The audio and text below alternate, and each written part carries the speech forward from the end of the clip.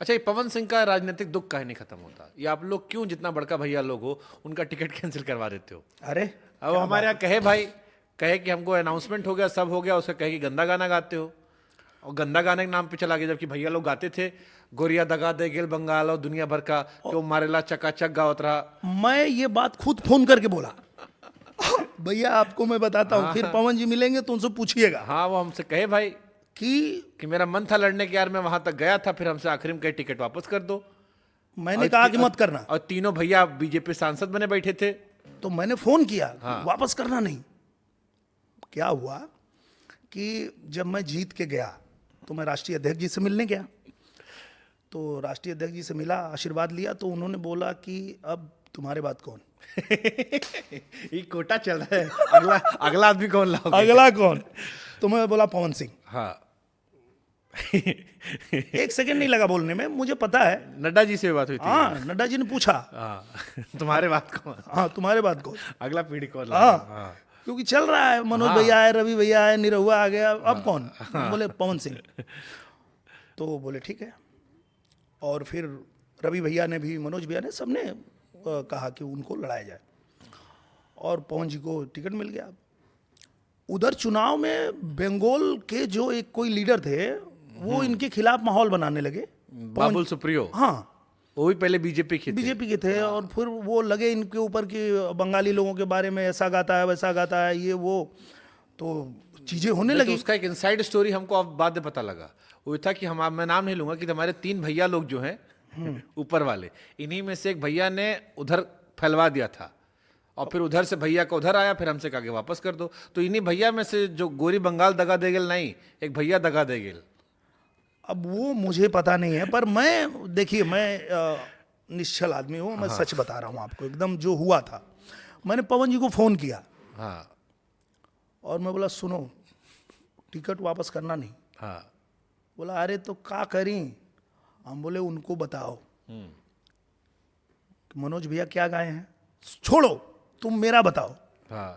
मेरा गाना बताओ कि मैंने गाया है कि या जनी जइया हो पूर्ववा जहाँ बंगलिनिया बस हो राम। बोलो गाया है, उसको पहले हटाओ। अगर मेरा टिकट वापस करना तो पहले निरहुआ को हटाओ। निरहुआ ने गाया है कि बंगलिनिया पे गाना गाया है। मैं बोला एकदम हटना नहीं पीछे।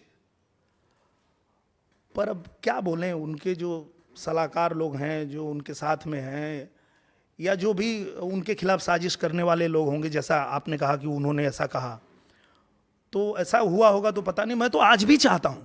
तो अब तो मान लो चलेगी दूसरी पार्टी में, फिर अब उनको इस टाइम बड़ा ऑफर चल रहा है बिहार चुनाव से, कहाँ चले जा सकते हैं। वो बड़ा चर्चा चल रही 2 पार्टी से, जन स्वराज वाले भी लगे पड़े हैं, आरजेडी भी सुनाई पड़ा रह रहकर। अब किधर जाएंगे पता नहीं, ऐसा लग रहा है बीजेपी छोड़ के सब कहीं भी उनका रास्ता खुला है।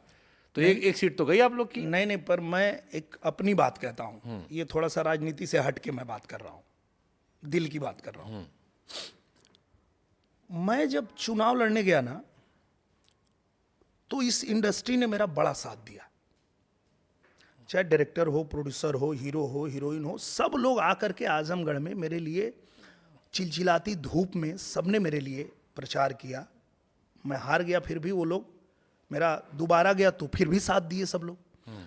तो मेरे मन में तो ये हमेशा रहता है कि मेरी इंडस्ट्री का कोई भी हीरो, हीरोइन, डायरेक्टर, प्रोड्यूसर अगर चुनाव लड़े तो मैं भी उसका प्रचार करूं।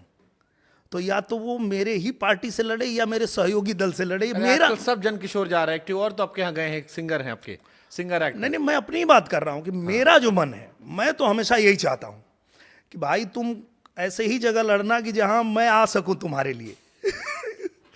ऐसा ना हो आपस में लड़ना पड़े, हाँ, कि मुझे तुम्हारे खिलाफ वहां प्रचार करना पड़े। क्योंकि मैं अगर एक पार्टी का प्रचारक हूं तो भेजा जाएगा और मुझे जाना पड़ेगा। और तुम बोलोगे बताओ भैया का हम प्रचार किए थे, जाएंगे तो घर आना पड़ेगा। हाँ, तुम बोलोगे कि भैया के लिए हम थे और भैया हमारे खिलाफ आ गए। भैया इसलिए भी चाहते हैं कि तुम या तो हमारे साथ नहीं हो तो कम से कम हमारे सहयोगी दल के साथ रहो यार, कि हम आ सकें वहाँ। तो फोन करके बात कर लो, टिकट दिलवा दो। हाँ जरूर बात करेंगे, क्यों नहीं। अरे मैं अभी भी बात करता हूँ और सच बोलता हूँ। मैं अभी भी। हारने के बाद बीजेपी वाले याद रखते हैं ऊपर से? कोई फोन फक्कड़ करता है आपको बम्बई में अरे भैया, कि दिल्ली बम्बई रास्ता बहुत दूर है? अरे नहीं नहीं नहीं, आज भी ये बात देखी आपने, अच्छी बात कही। मैं भले हार गया, लेकिन आज भी आजमगढ़ में, चाहे गाजीपुर में, चाहे उस इलाके में जहाँ भी हमारी कोई जीता हुआ कोई कैंडिडेट नहीं है, वहाँ किसी को काम लगता है तो वो मुझे बोलता है और मैं सरकार में बोल करके वो काम करता हूँ और हो जाता है। मैं आपको बताऊं कि आज भी, कौन सा काम हुआ बताओ एक काम हमको कोई। अरे वहाँ अगर किसी को इलाज की ज़रूरत है तो मेरा दफ्तर आज भी चलता है। और आपको मैं बताऊं कि 10 करोड़ रुपए से ज़्यादा हम लोग ना लेटर लिख करके और उनके इलाज के लिए पैसे मंगा लेते हैं। कोई अगर वहाँ किसी की सड़क खराब है और उन्होंने कहा भैया ये नहीं बन रहा, वो भी लिख के करवा लेते हैं।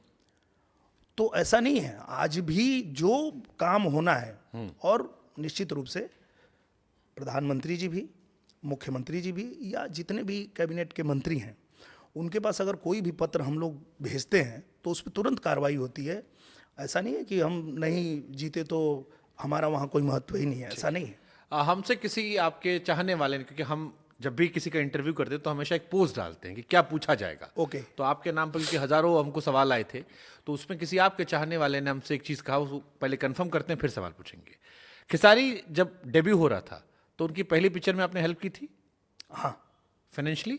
हाँ रिलीज करवाने में? बिल्कुल। वो हुआ ऐसा था कि मैं सोया था, सुबह 5 बजे प्रोड्यूसर मेरे घर पे आ गए, और वो प्रोड्यूसर वही थे जो पहले मुझे लेके फिल्में बनाते थे और उनके साथ पहली बार कर रहे थे। तो फिल्म के रिलीज के समय ऐसा होता है कि आपने जो भी फिनेंस लिया हुआ है वो आप देंगे तो ही फिल्म रिलीज होगी। तो वो कर नहीं पा रहे थे, प्रोड्यूसर कर नहीं पा रहे थे, तो जिसने पैसा दिया था उसने कह दिया कि नहीं, फिर रिलीज नहीं होगी। तो वो सुबह 5 बजे मेरे पास आए, मैं सोया था, जगह उठो उठो उठो। बोले कहा भाई भैया, चलो जल्दी चलो। बोले ब्रश व्रश कर, कुछ ना, चलो जल्दी कपड़ा पहना, हमारी फिल्म आज रिलीज होके वाला बा, ना लगी तो सब थिएटर में आग वाग लग जाएगी। और वो जो फाइनेंसर है वो फ्लाइट पकड़ने जा रहे हैं एयरपोर्ट, उनको एयरपोर्ट जाते जाते पकड़ना है। तो मैं बैठा गाड़ी में, फिर एयरपोर्ट तक जाते जाते बातें हुई कि क्या प्रॉब्लम हुआ है। तो 20-25 लाख रुपए का कुछ था इशू। तो मैं गया, मैं बोला आप चिंता मत करिए, इसकी गारंटी मैं लेता हूँ, ये नहीं देंगे तो मैं दे दूंगा, पर फिल्म रिलीज करिए। हाँ, तो ये लिखकर किसी ने मुझसे सवाल पूछा कि दिनेश जी से पूछेगा कि जब उनके प्रचार में खेसारी नहीं आए तो क्या उनको तकलीफ हुआ था इस बात को याद करते हुए? अब हमको नहीं पता इसका रियलिटी क्या है, हाँ, बट ऐसा कुछ हुआ था? पर बिल्कुल नहीं, वो आने को तैयार थे। मैंने बताया भी कि वो ऐसा कभी नहीं, अगर मैं उनको कभी बुलाया खेसारी जी को तो ऐसा नहीं कि मैं नहीं आऊँगा, वो रेडी थे। पवन जी खेल कर देते हैं थोड़ा, वो मस्ती कर देते हैं, वो मस्ती में जो है ये उधर से वायरल हुआ है। वो मस्ती कर देते हैं ना, क्या रहे ओकर का जरूरत बा। हम बोले अरे यार तीनों लोग चलेंगे वहाँ पे एक साथ में, अच्छा लगेगा। मर्दवा चला, हम आवता नहीं ना। तो इस तरह से हो जाता है, पर ऐसा नहीं है। तो ये अपने फैन को क्लियर कीजिए, आपके बिल्कुल, फैन खेसारी जी को गलत सोच रहे हैं वो। नहीं, उनको भी पता लगना चाहिए खेसारी जी दिल के बढ़िया आदमी, फिर बहुत अच्छे आदमी हैं खेसारी जी हैं, पवन जी हैं। देखिए मैं एक बात बताता हूँ,